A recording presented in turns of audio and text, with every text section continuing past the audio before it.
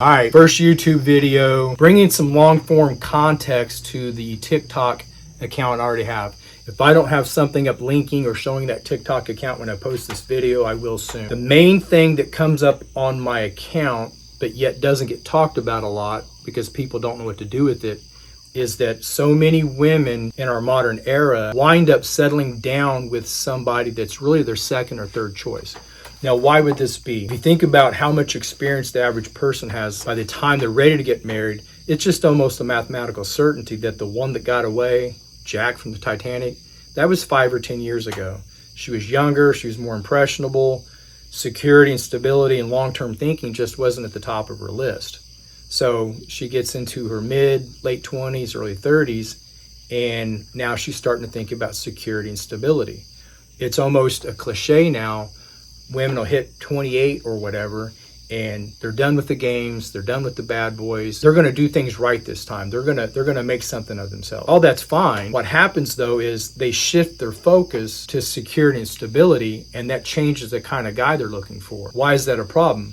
Because Jack on the Titanic left an indelible impression on her mind. Now in her mind, that's the best she can do. And that guy got away.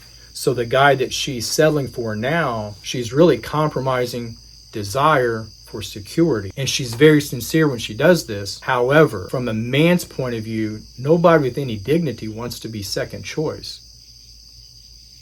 So when a woman makes that kind of decision, she still has Jack in her mind. That's the best she can do. But now she has to go to plan B. Plan B is whichever guy she meets, he's nice looking, he's stable, he's secure, that's fine. But when she compromises desire for security and Jack is still in her mind the best she could ever do, what's that do to the relationship going forward? She's never going to see plan B as the man. She's never going to see this guy as the best that she could do. That absolutely affects how she sees the guy, obviously. That absolutely is going to affect the long-term relationship.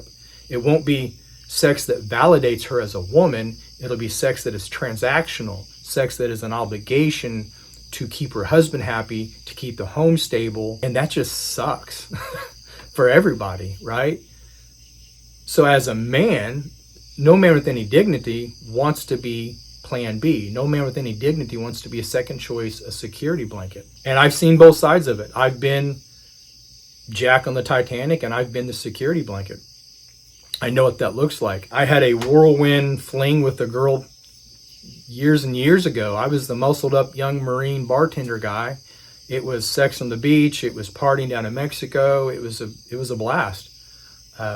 Give me a break though. I was 21. I didn't realize what effect that was having on that girl, that she calls me a year later to tell me that she had gotten engaged to a good man. Not a guy like me, a good man.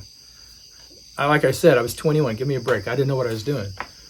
But what's the problem? The problem for the guy that she got engaged to is she still felt strongly enough about that 3-week fling that we had that she had to call me and tell me about this. I don't need to explain why that's a problem, right?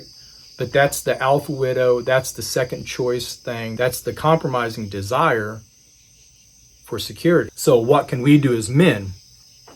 Well, we make ourselves first choice worthy. The one thing you have the most control over: clean up your diet, get to the gym, give yourself an impressive physique. It's simple. It's not easy, but it's simple. Get your finances in order. Learn some social skills if you don't already have them. And most importantly, as far as this topic goes, learn to recognize the signs of genuine desire and genuine interest. Or more importantly, learn to recognize when there's a lack of genuine desire. Learn to recognize the signs of disinterest. And honestly, learn to recognize when you're stacking up behind a lot of other first choices.